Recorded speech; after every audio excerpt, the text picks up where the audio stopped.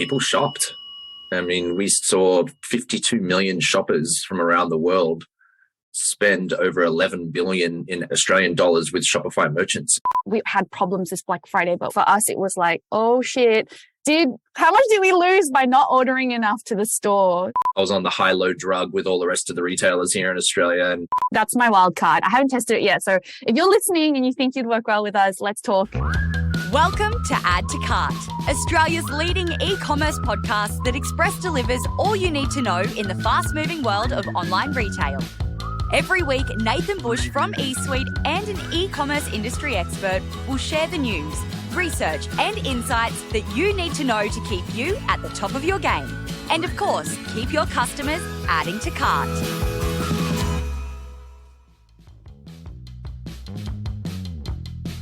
Oh, here we are, the last episode for 2022, and we have an absolute cracker coming up today. Very special, different kind of format today that we're going to get into, but if you've made it this far, congratulations. We're up to 252 episodes of Add to Cart. We're pretty stoked about that. But if you've made it through what was an absolutely crazy year in e-commerce, 2022, well done. You've made it. Whether you're lying on a beach listening to this on your holidays or whether you've got the headphones in while you're wrapping up the year, well done to you. And thank you for spending some of your hard-earned year with us. We really appreciate it. We always love hearing from those who get a little bit of inspirational knowledge out of Add to Cart. It really makes our day.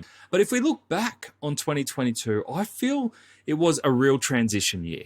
You know, we rode the glory times, and it's probably not right to call it the glory times of COVID, but from an e-commerce perspective, we had it pretty good. And we rode that through 2022. All the way through, and towards the end of 2022, started to get a bit rocky, right? It felt like the economy was turning around, inflation was being talked about. Didn't feel this party was going on forever. And so that's what we're heading into 2023 with a bit of trepidation, kind of like when you used to sneak back home as a teenager after a big night out where you didn't know what you were walking into, whether mum and dad would still be up waiting for you or whether you can slide straight through to bed. That's what we're wondering. What are we going into in 2023? And we've got two brilliant guests to set the scene, as well as to share some great research around what they saw in Black Friday. Because it was a Black Friday, especially in Australian retail, that had so much riding on it. They have some great stats and experiences from Black Friday to share with you to see, you know, how you compared over your Black Friday experience as well. So let's get into it. First up, we have Shaun Broughton, Managing Director for APAC and Japan at Shopify. With previous roles at Lego and Microsoft, Shaun is now spearheading Shopify's expanding presence in the world's largest market for retail e-commerce. The APAC and Japan region now amounts to nearly $2.9 trillion in 2021. Joining him is Zhoe Low. She's the General Manager at July Luggage. Now, if you remember, we had July co-founder Ethan join us for Add to Cart Live. And he told us the July story about launching in 2019, where the brand quickly nosedived into a 90% loss of revenue due to the pandemic. But it has bounced back and bounced back with a vengeance, with revenue now reaching 10 times higher than pre-COVID figures. Zhoe has delivered the data-driven creative campaigns behind this phenomenal growth and a whole bunch more that she gives us perspective on how their 2022 was and her look ahead to 2023. So I made sure in this conversation that I asked some pointed questions to get you the most value out of this chat, and my guests certainly didn't disappoint. We dissect the year that's been and get some predictions around the value propositions, the key channels, and the tech we should look out for in 2023. Thanks to our partners Shopify Plus and Packleo, here's our conversation with Shaun Broughton, Managing Director for APAC and Japan from Shopify, and Zhoe Low, General Manager of July. Zhoe, Shaun, welcome to Add to Cart. Thanks for having me. thanks, Nath. Pleasure. How good. Last episode of the year. We've got two absolute superstars joining us. And it's going to be a bit of a different episode today. We're going to have a look back on 2022 and then a look forward to 2023 and probably just make idiots of ourselves making predictions, but so be it. Let's get into it. Both of you really need no introduction, but Zhoe, we might start from you. Obviously, a massive 2022 for yourself and the team at July. Recently awarded first place in the Smart 50 Awards, which is just an amazing achievement. What's been the highlight for you this year? I actually don't know where to start.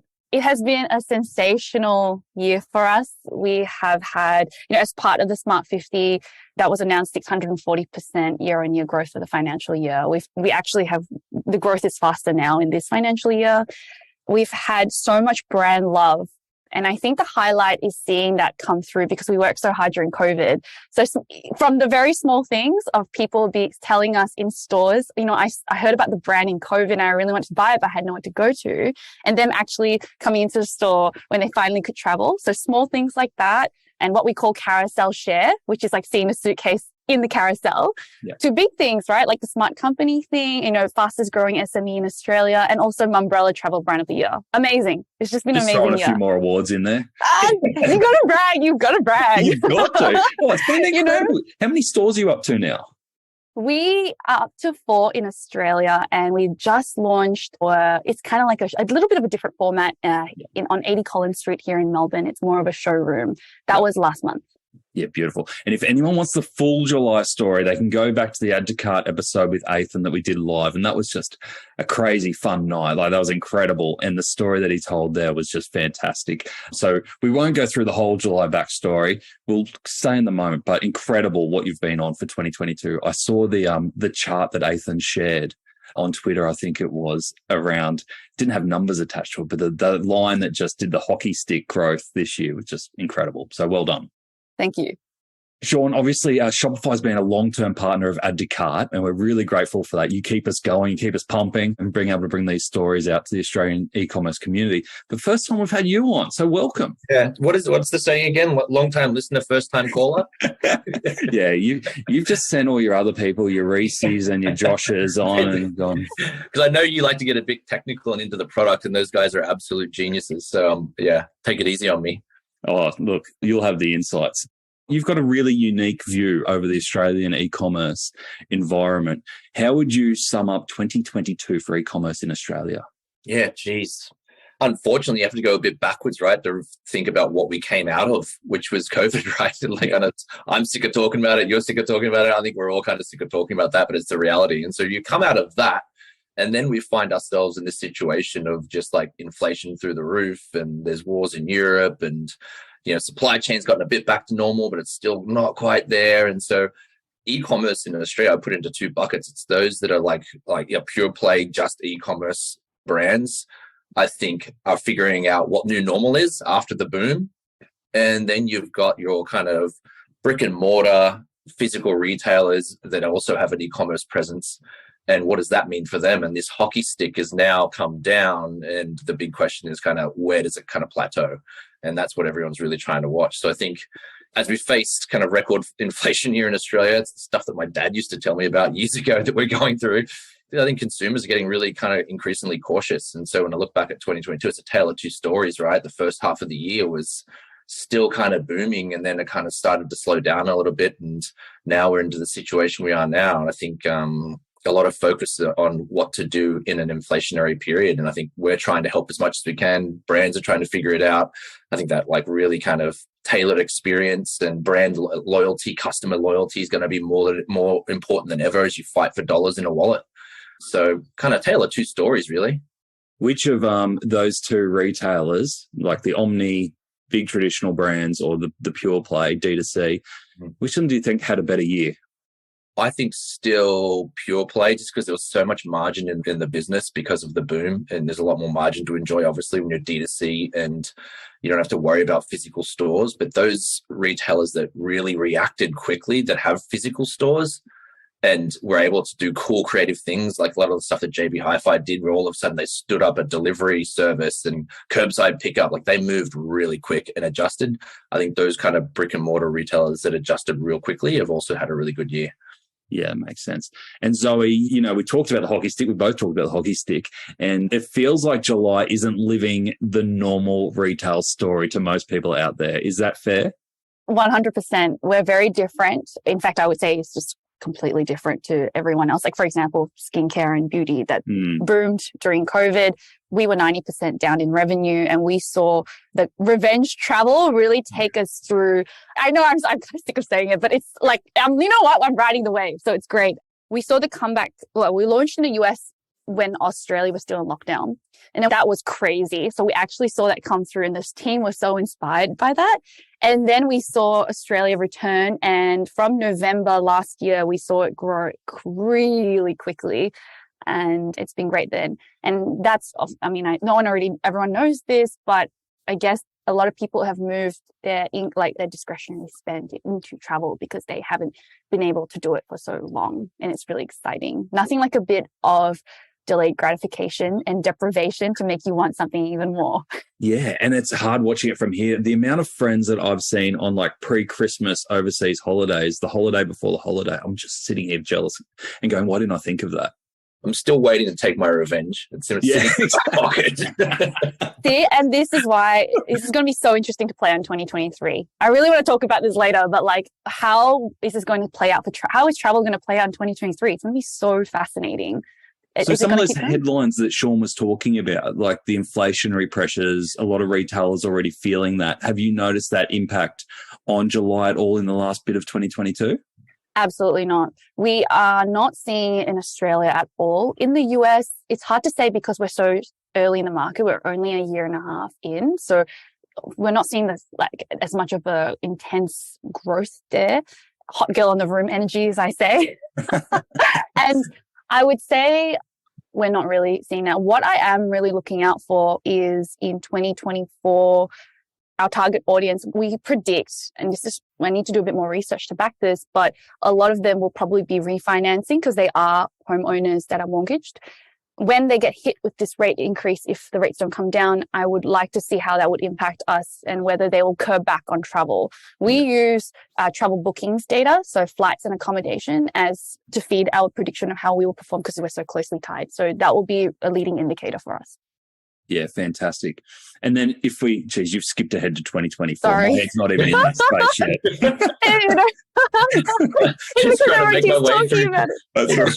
Just trying to make our way through 22 here.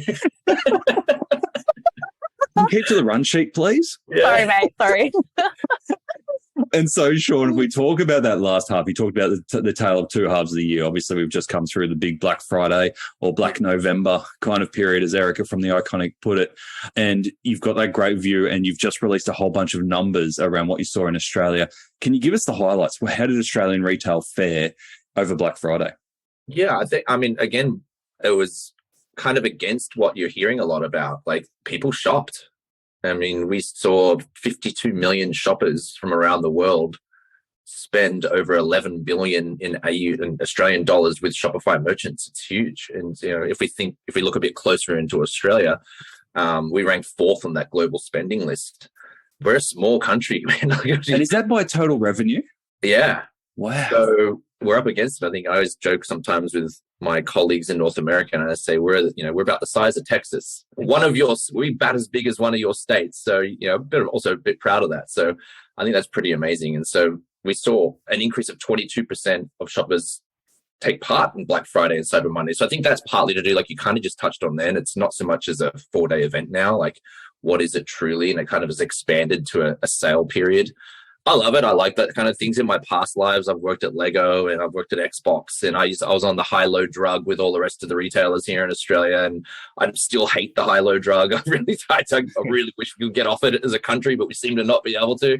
So another sales period, yeah, sure. It serves a purpose, and I think it's now people are seeing it as that pre-Christmas sales opportunity, and which is good. It's good for the business, and it's doing some good things.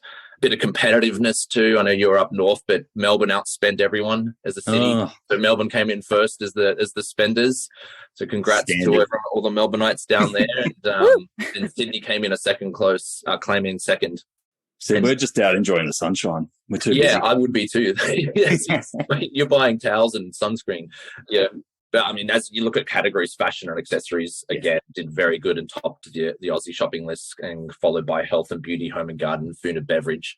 And so a lot of the merchants that obviously play strong with Shopify, but I think we're at a point now, especially in Australia with over 100,000 merchants, we've got a pretty good cut across all industries.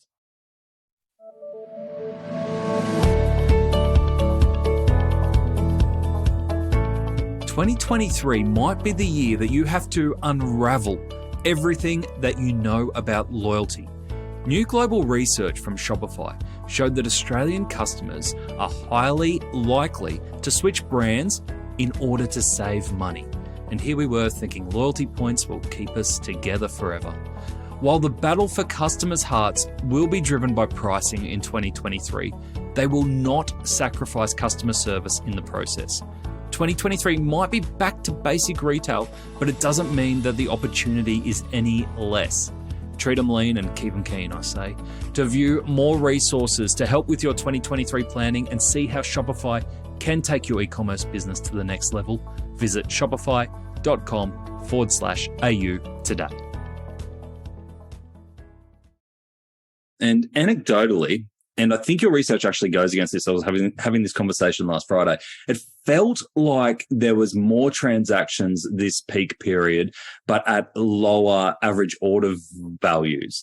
But your research actually says the average order value was higher. Is that correct? Yeah, it was about $155 per order last year, and it bounced up to $162 per transaction this year.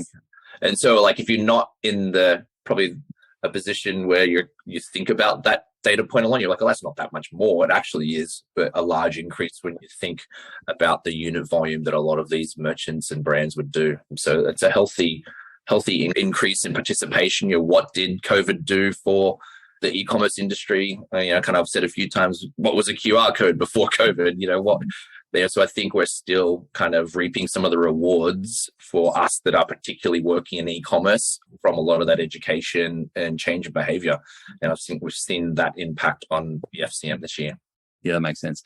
And anecdotally, how do you feel that merchants are feeling about profitability and margin? You talked a lot about the high-low drug and the realities of that in retail. Do you feel like most retailers got out of this season profitably or few on the edge?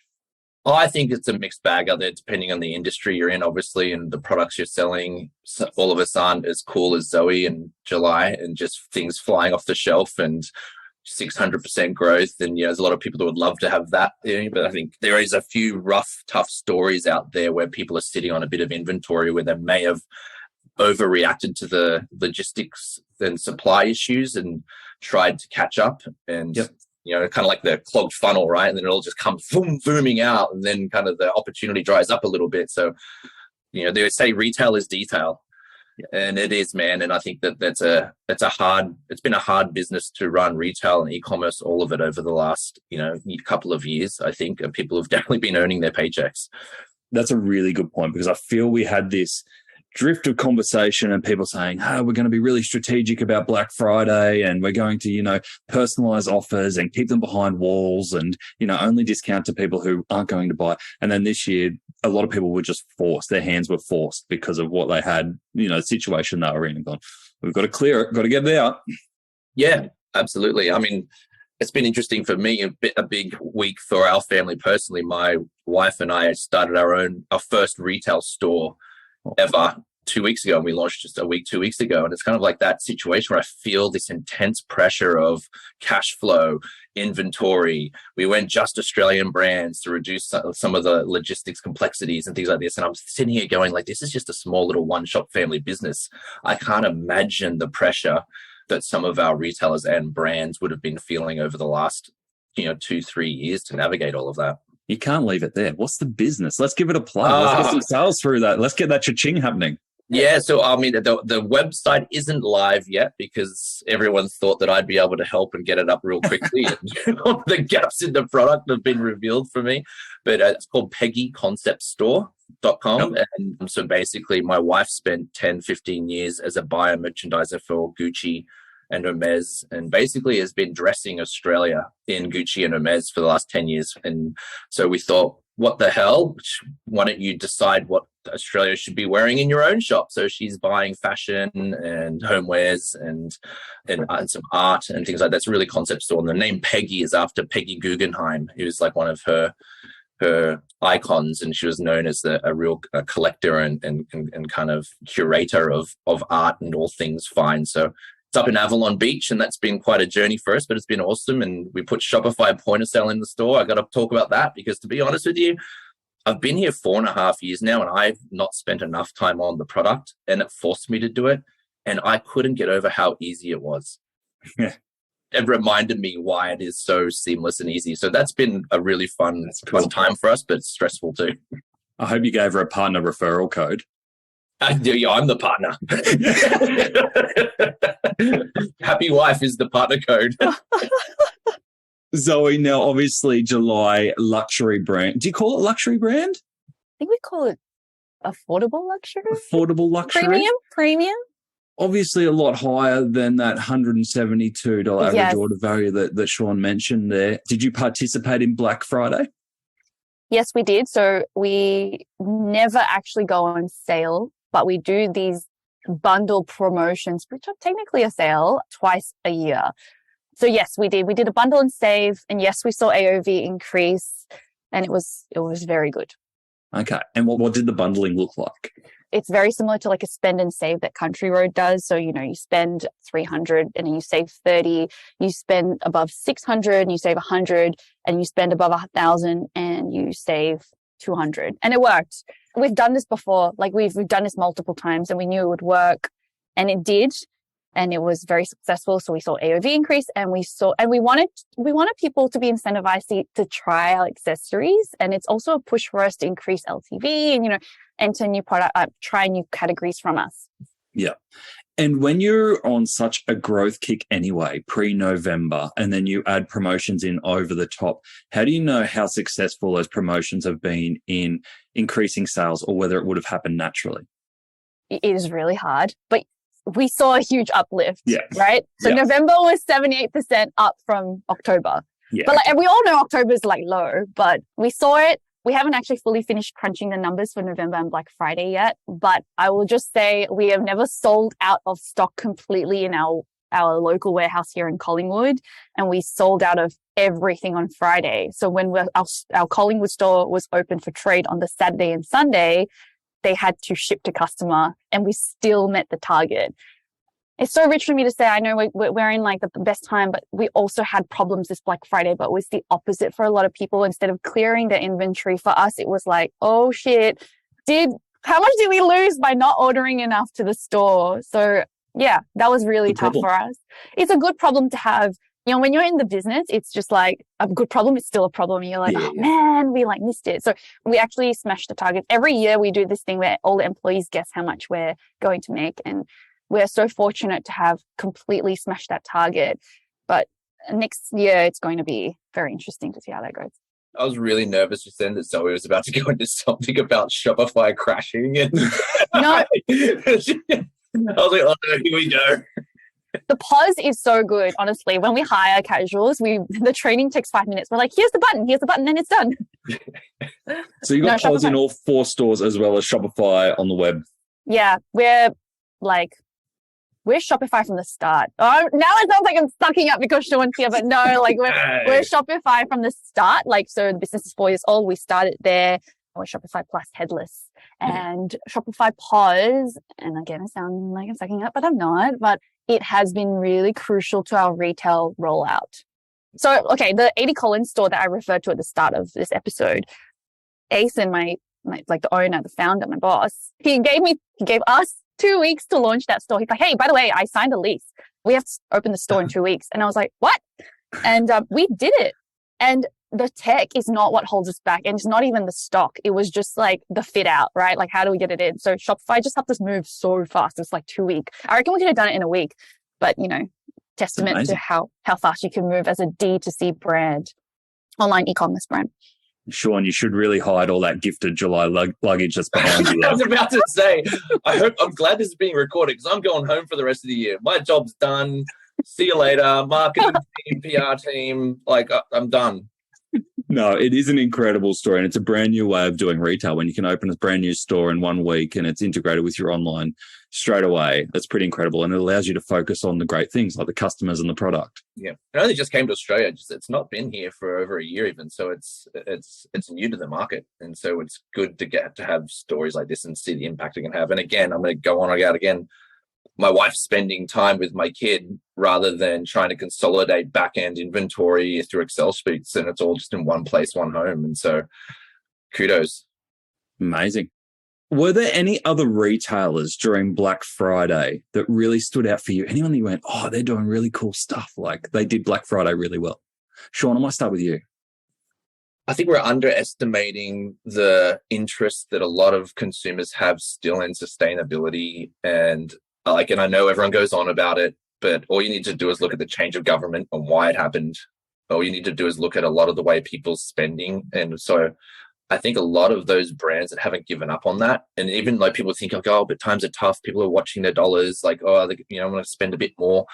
I think those that have been thinking about that, I think have done well and intelligently, because it's a long brand play, right? It's not just kind of we're here for a bit to make a buck and we're out. We're here. We're part of the community. We're with you. We're here in Australia with you. We care, and so I think those that have leveraged that to not just go on the hey, we've got a crazy deal, but have kind of mixed message has been intelligent, because you're going to get a lot of eyeballs, right? Like everyone's ravenous for it. So even if you don't sell something, there's impact on your brand and opportunities for you to tell your story. So I think those that even just use that opportunity to tell their story, I think that's pretty good. And yeah. Something where there's a little bit more story than just the price. Yeah, absolutely. Yeah. What about you, Zoe? Anyone stand out? Yes, I'll build off the back of that. And I will say, so July, we don't do like 20% off discounts. So during Black Friday, we all look at similar brands who don't discount like us so aggressively. And one of the ones that I loved was Luxury Escapes. They opened up a store in Chadstone. Yes. Right? And it's like bookings only. So I think I really appreciated how so many brands who never discount leveraged on the consumer's shopping mindset during Black Friday, right? They're like, okay, you're in like shopping season and you're probably going to be thinking about what you want for next year. That includes travel and you're like where you want to go. How can we as a Luxury Escapes brand build on that, but not do something so crazy like 50% off? And they launched that store. It's like book and walk in only. And yeah, I love that. We also saw a lot of like limited edition drops, which I love. Like I love all that stuff. And I think those retailers and brands that don't discount really shone through this year. Yeah, that's cool. Funny story. We had Adam from Luxury Escapes on 2 weeks ago, and he told us about a Chadstone store opening, and then I saw it on LinkedIn, and it looked beautiful, beautiful store. And I could just imagine like a little part of that store just selling a couple of July bags, like as a store within a store. I was like, I'm glad you say that. I hope Adam listens to this. Yeah. But even I was in the airport. Em and I went to Sydney last week, and you should have seen this carry-on bag that she was carrying. It was an embarrassment. Like, it is about 20 years old. It looked like a dad's. And I'm like, wouldn't it be cool if you had something in the airport, like a little July store where you could take your old bag in and like those little unpacking stations, like almost like a fitting room where you could unpack and then repack, come out with a brand new. Oh my gosh. Don't worry, you can pay me later. Anyway, that's my story. I really liked LSKD. I thought they did it really well. It's total opposite to what you guys were saying around having more than price. They went so hard on price, but they really, really like leaned into it. They didn't kind of go, oh, bit of 30% off, please come. They went, we're going to give you the best goddamn discounts you've ever seen. Download the app, you'll get another 15% off. Sign up to our waiting list. Like, it was this whole event. It's that like the true honest retailing. Like, I'm going to give you the cheapest deal I can right now. This year only is the only time to get this cheapest deal ever. Come in. It was like EB Games. Like, But I really like that they just committed to it, and they went, hell, if we're going to do it, we are going to make some proper excitement. And even down to things like doing like live behind the scenes of their team when they pressed the live launch on taking the sale live, like a big ticker down. Here it went. And they actually went down for a minute or so, not because of anything technically, but just because of the huge volume of people waiting. And I spoke to Mike, their marketing guy, and he's like, it was insane, the volume that they did in that first hour. I love that. That's so exciting. Like, it was just phenomenal. He's never seen anything like it. So total opposite to your story. But anyway, let's go towards 2023 and talk about what's coming up. So off the back of that, Shaun, you gave us really great context around, we've had a tale of kind of two halves of the year. We've made the most, come out of COVID. We've had our bit of dreaming, a little bit of playtime. So for 2023, let's get your take on a few quick things. I'm going to fire off some things that I want your take on and get your opinion on. So I'm going to ask you for your opinion on the value proposition that you think customers will most care about. Zoe? Longevity, that being quality and value. And I think they will be much more happy to pay a little bit more to make sure that the products last the test of time. Okay. It'll be more important than ever, which it touches on your point about sustainability. Yeah. And does that factor into that customers won't be spending as much, but what they do spend on, they want to make sure that it's good?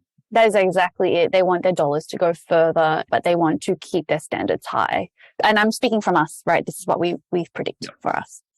Shaun, value proposition that you think, if you're a retailer right now, one value proposition that you'd be hammering home in 2023?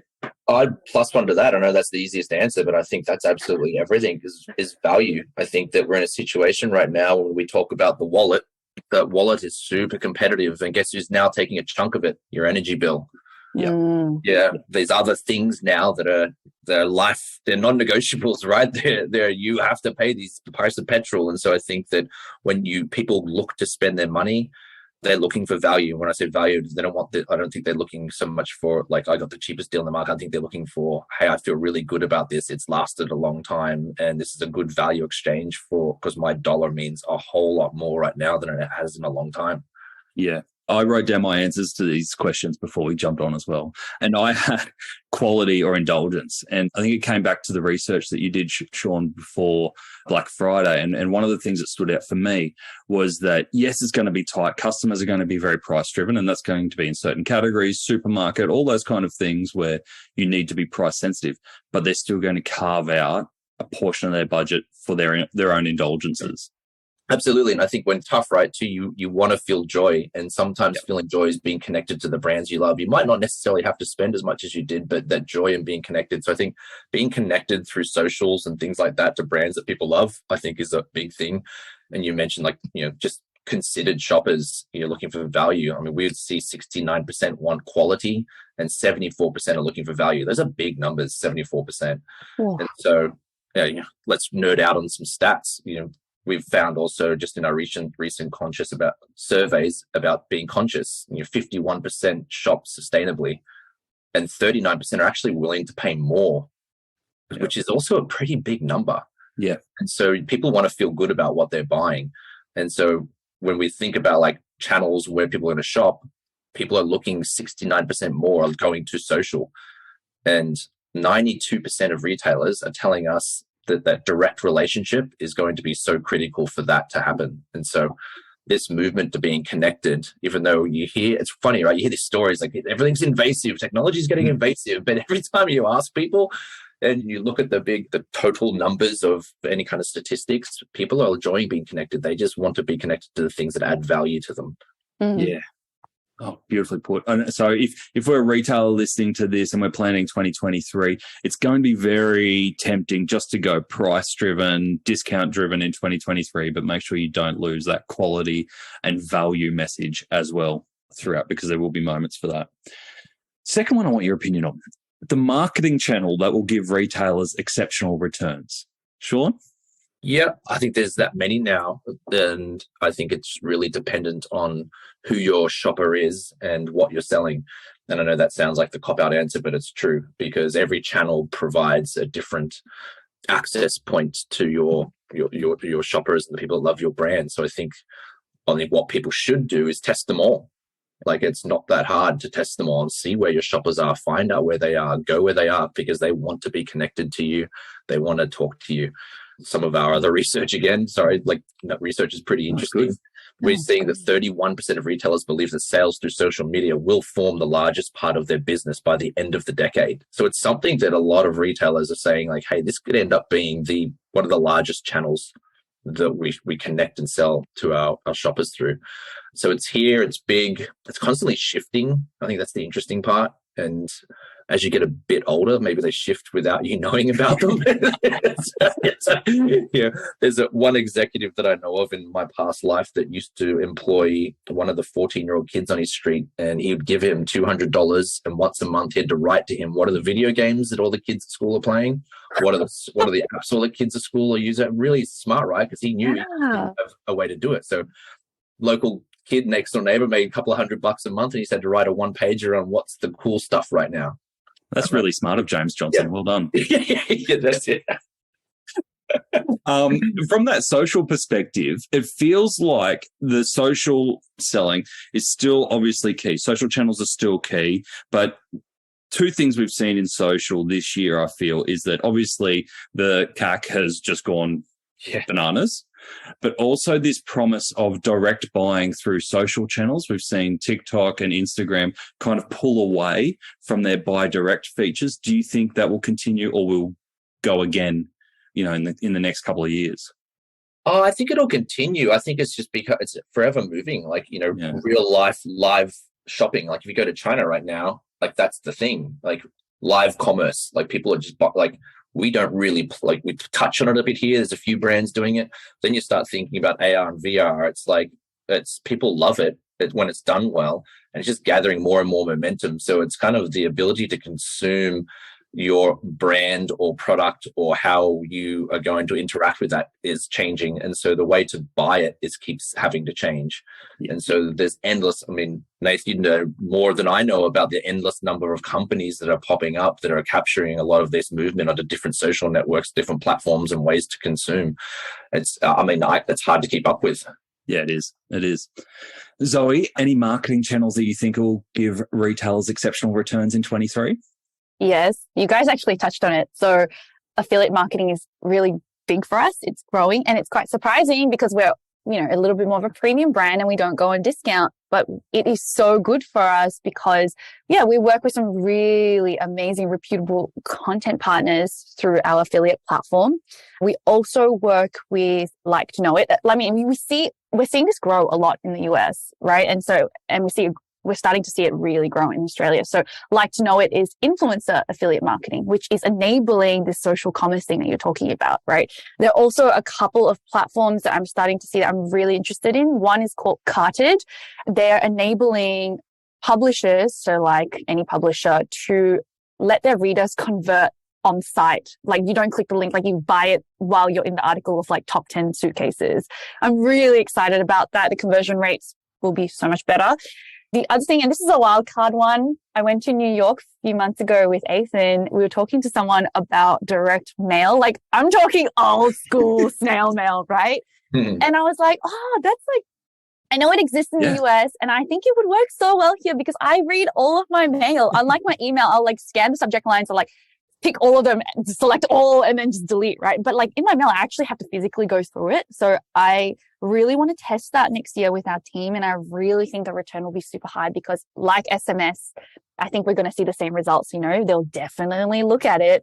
So I'm looking for a vendor to help with that. And I don't think we should just do it with us. I want to pair up and group up with other amazing Aussie brands like us to do a little envelope of hey, here are some really cool brands you should hear about. So that's my wild card. I haven't tested it yet. So if you're listening and you think you'd work well with us, let's talk. Let's put it through together. We're going to make magic happen.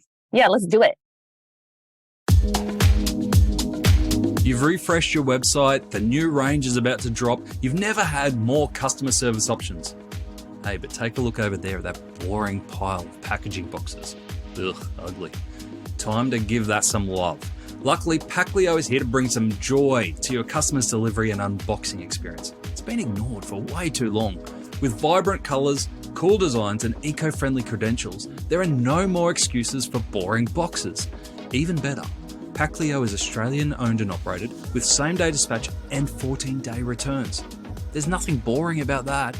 Check out the Packleo range of e-commerce packaging options at packleo.com. That's Packleo, P-A-C-K-L-E-O, packleo.com. I've had this idea in the back of my head and I pitched it a couple of times about 3 years ago.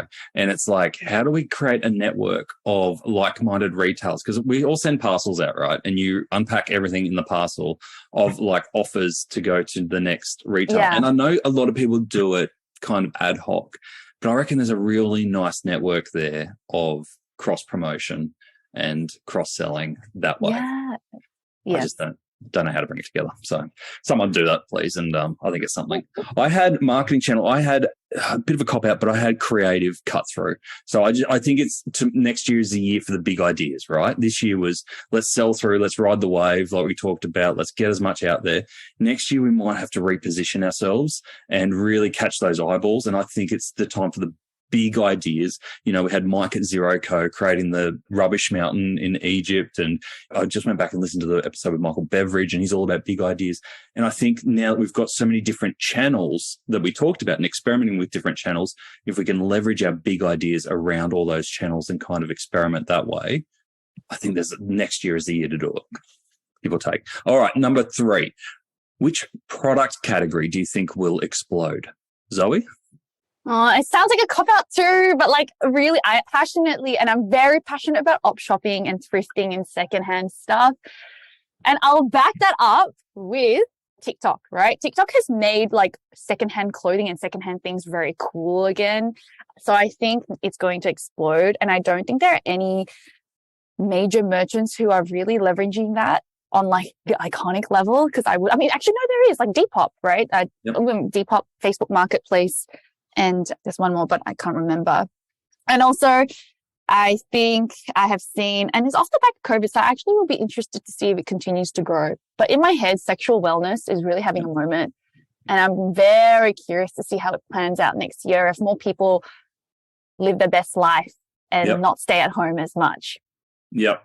So the fact that sexual wellness is just a term now instead of the sex industry, right? Like it says a lot about how far it's come. The rebranding is real. Yeah, exactly. Yeah. So that's really fascinating. No, good insights. Shaun, the categories that you think will pop? It's corny, but travel. Thanks, Shaun. But I would look at the accessories that live around that experience. You know, so I think accessories will ride a wave by people wanting to travel again, and you kind of dust off all of your what's the word, like dental kit. That's not the word. Like the bag that you put your toothbrush and toiletry bag. There we go. Thank you. Amenities kit. There we go. That was if only someone sold them. Like imagine that. Yeah, but I think all of that category that sits around the category, I think like if there's a category that will do well, like you'd say it's apparel, accessories, that one, but that particularly that ties closely in around that, I think will go well. Yeah, nice. I had probably the opposite again. I had kind of the home and garden category and the self-improvement. I think people might take a moment, not everyone, but to kind of look inwards a little bit more. Like we had that explosion, and I think there will definitely be people who can still travel and will do all that and still be out there. But I think there's people like, okay, this is my house for a while now. Like, let's make the most of it. People are back out. They're out of their homes and it's summer and they're like, oh, geez. Yeah, it's better tidy up a bit. That's right. Exactly. And with these interest rates, we're not moving anytime soon. No. All right. Number 4, your pick of technology or apps that retailers should have their radar on for experimentation. Shaun? I think a big one is AR. And like that whole category, I think is just really good. And I think that when you can bring your physical experience into someone's home and they can see the couch in their living room and say, oh, wow, and it's to size and get a good visualization of that. It's getting to the point now where that technology is actually really good. There's actually like when we're in lockdown, I went and got my eyes tested and found I needed glasses. I'm just for no word of a lie. And I couldn't go into a store. They wouldn't let anyone go into stores. So I went on Bailey Nelson and they've got this amazing AR app that literally I just tried on all the different pairs of sunglasses and ordered one and it came in. It was exactly put on my face. That was my first shopping experience of doing that. And I know their business somewhat well. I know that they're just by putting that capability on their website, their sales increased 400%. Oh, amazing. And so like that kind of experience, I think is getting better and better. And I know for us alone, I think there's more than like 8,000 apps on our app store for Shopify that lets merchants and brands to consider that. So that's what I would highly recommend people have a think about. Obviously, it depends heavily on your product and your own capabilities in some way, but I think that's getting to be a not creepy experience, if that makes sense. It used to be a bit like, oh, that's a bit weird. That looks terrible. There's 8,000 app owners out there who are like, oh, I was waiting for Shaun to name my app. Zoe, what about you from a technology perspective? What should retailers keep an eye on? I will say for us, and I would say a lot of retailers too, is CAC is so high. We want to get our dollar to stretch further. So one of my personal goals for next year is to really improve loyalty in July. And we're going to do that by offering incredible customer service. So anything that's tech, like that enables us to build this into our offering is going to be really huge. We're going to be doing a lot of project work on this starting next month. And that will be, you know, how do we implement this? How do we provide the best level of customer service, keep them coming back for more, and get our marketing dollars to stretch further? And AI, you know, we're seeing some really cool stuff come through. We use Gorgeous, like amazing stuff. Like our rep is helping us to really build that because we're seeing the volumes really come through, and we really need good automations and good things to help us with that. Yeah. I had AI written down as well, and I'm going to actually out someone here because last Friday we went for drinks here in Brisbane and had a bunch of the old digital crew, and we actually had Paulie Goldson, Shaun, from the Shopify team come along. There's a lord and a legend right there. Lord and a legend all in one. Yep. And he came along, and you can tell when Paulie's onto something good because he's got this little glint in his eye. He's discovered something, and he's been up for nights, like playing and exploring. He goes, boys, OpenAI have just released their chatbot, and it's this new iteration of a chatbot from OpenAI, which is like a Microsoft project, and it's pretty cool. Anyone can go in there and have a play. And he's like, we're going to do some stuff with this today. And where it ended up getting to is that he asked this OpenAI chatbot to create a cocktail that was summery and involved blue, and give me a recipe. And ChatAI gave one and named it the Pink Batman. And so he took it to the bar. And it was a recipe that doesn't exist anywhere on the internet. It was a brand new recipe. Took it to the bar and asked the bar staff, he's like, guys, can you make this? And they looked at it and was like, yeah. And they made it. It was the most disgusting cocktail ever, but he drank it. But the playing around, and then I actually played around with it a little bit more, and it's the best chatbot I've ever played with. But even on an episode last week, I'm interviewing this person and they have a background in this, and this, and they specialize in this. Can you give me a list of questions to ask? It spat out 10 questions and I used 2 of them. Yeah. It's getting really, really good. It's been floating around our company for a bit. Everyone's playing with it when looking at what it can do. And at first you're a bit taken aback, like, you know, the PR team's like, whoa, hang on a minute. Sorry, Ben. We were playing with it. You were there, Ben. So it's definitely worth, if you like that stuff, to get in and play with it, because the use cases, I think, are somewhat endless. Like, you wouldn't want to be an SEO copywriter at the moment.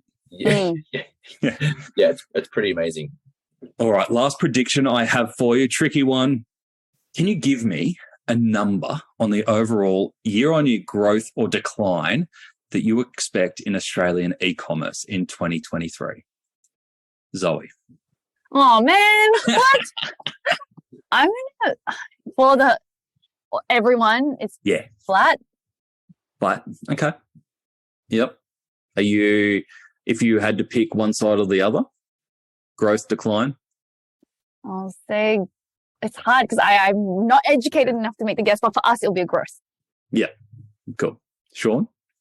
I think dollars will decline, but as a percentage of sales between online and offline will plateau a little bit as an increase on past years. So everyone's different, but it's always kind of been around the 10 to 14% of sales going through e-commerce. If you look at like the whole commerce side, like first online and offline, I think we're plateauing a little bit. What we're seeing, I think we'll plateau, but we'll plateau at a higher percentage of a mix of the business than what we have been in the past, but the total dollars will drop. Right. That makes sense. I had slight growth. I had about 5% growth because I've been caught out by other years saying it'll decline and been proved wrong multiple times. But I think we'll see a lot more basics, the supermarkets, all the basics rather than the big shiny stuff making up a big bulk. But whether it's profitable or not is the next question. Yeah, so Australia's a hard country to pick, right? It's an awkward thing to say, but we're rich. Yeah. And so sometimes we get pretty insulated, and even through COVID and things like that, there was months during COVID that there was more dollars being spent GMV wise than the UK, which what have they got? 80 million people. We're up against our 26, we'll call it. So every now and then we bat above our weight. So better at cricket and shopping. Yeah. Zoe, Shaun, thank you so much. You've given us such a brilliant look back on 2022 and some thoughts for people planning their 2023. Is it tools down now? What's on ahead for the holidays? Done. I got one more week to go, and I'm uninstalling Slack. I'm uninstalling my email client, throwing my mobile phone in the ocean, and I'm going to do nothing. After this run, man, I don't know how everyone else is out there talking. There was a partner event in Sydney last night, and just the word on the streets, like everyone's pretty out of fuel. And so I'm pretty keen to just do nothing, sleep, sit on a beach, barbecue, and have a very, very chilled holiday, and then get my travel revenge in winter when I'm going to go back to the Mediterranean. And yeah, that's when my travel revenge is coming. I'm waiting a while. So good. Zoe, what are you doing? I just came back. Well, you guys are going to laugh. Actually, this audience will appreciate this. One of my best friends decided to get married on Black Friday weekend. So in Thailand. Yeah. And decided to take us out on a yacht with no reception in the middle of the Andaman Sea on Black Friday. So I actually have just come back from a full week of Phuket Island holiday. So I'm ready to go. I'm actually working the whole way through because I've spent most of the year doing. And so I'm going to spend that, transition from December to January to work on strategy. And I'm really excited, really excited about it.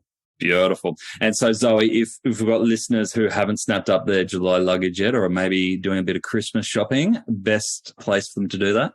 Well, July.com. But, if you're a listener, you should definitely DM me on LinkedIn and maybe I'll hook you up because we love a friend of Bushy's. There you go. What an offer. Oh, look at that. Christmas presents all around. Hit me up, And Shaun, you mentioned some of that amazing research. Best place if people want to dive into that a little bit more? A lot of it's all readily available on just shopify.com.au. We've got access to a lot of all the data and research that we've done. So those that love that stuff, dive in. It's all readily available, and I think very recent too, which is good. Yeah, it's awesome. Guys, thank you so much. Enjoy that break, and we'll see you again next year, hopefully. Thank you very much. Have a good holiday. Thanks, Bushy. I know there was a lot of talk in there around some potential headwinds coming in 2023, but I left that conversation so much more excited about the prospects of 2023 than I was before it. And I think July are doing such amazing things as a retailer, and Shopify obviously leading the pack when it comes to technology solutions and empowering retailers. One of the messages that I took out of that was that our destiny is still in our own hands as retailers, no matter what else is happening around us. Here are the 3 things that stood out for me from that conversation. Black Friday is not quite over. We obviously heard from Shaun around Black Friday numbers from 2022, and they were up across all key metrics. That was a surprise for me. But Shaun and the team are the ones that would have the best view across a whole bunch of retailers and industries in e-commerce in Australia. But I believe that there is a fallout still to come, as many businesses were relying on Black Friday to clear inventory and to hit revenue and cash flow numbers. It will be really interesting to see what 2023 brings, especially those first 3 months, around what stores can make it profitable. And based on Shaun's numbers, it's a great story so far, but my focus would be to get those Black Friday, Cyber Monday customers coming back for a second or a third drink in 2023. That customer lifetime value from that period will be critical. Second one I've got is doom and boom. So one of the key lessons I'm holding on to from that 2023 Shopify research is that 2023 will be tight and customers will be price conscious. So we're going to have to play the price game.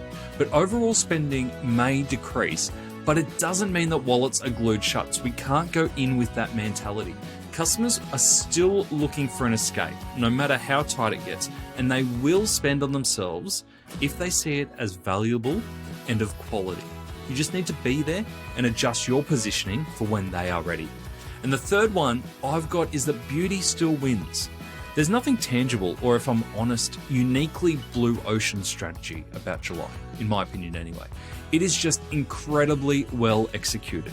From redesigning the suitcase wheels in a way that they've never been designed, head back to Ethan's story in episode 231 if you want to hear that one, all the way through to creating stories that ignite the travel revenge passion. How good's that word? But there is heart and beauty throughout everything that July does. And this puts them in a great position beyond what short-term promotions or what the external economy is doing. They've actually created their own playground, and the benefits of that playground will come for many more years. So that's it for 2022. It has been such a brilliant year. I feel incredibly lucky to have the opportunity to speak to so many Australian e-commerce leaders, founders, experts, and of course, you lot who keep sending in your comments and your questions. I just absolutely love it, and thank you so much for being so involved throughout the year. I can't wait to do it again. And speaking of next year, and we are kicking off with an absolute superstar of the Australian e-commerce industry. They are our number one requested guest, and we'll bring that episode to you starting in the second week of January. Between now and then, we're going to release some more checkout episodes for you on Monday and Friday, so keep an ear out for those. But we'll see you again in full form 2023 with an amazing episode. Have the best, most brilliant, relaxing, rejuvenating Christmas break, and we'll see you then.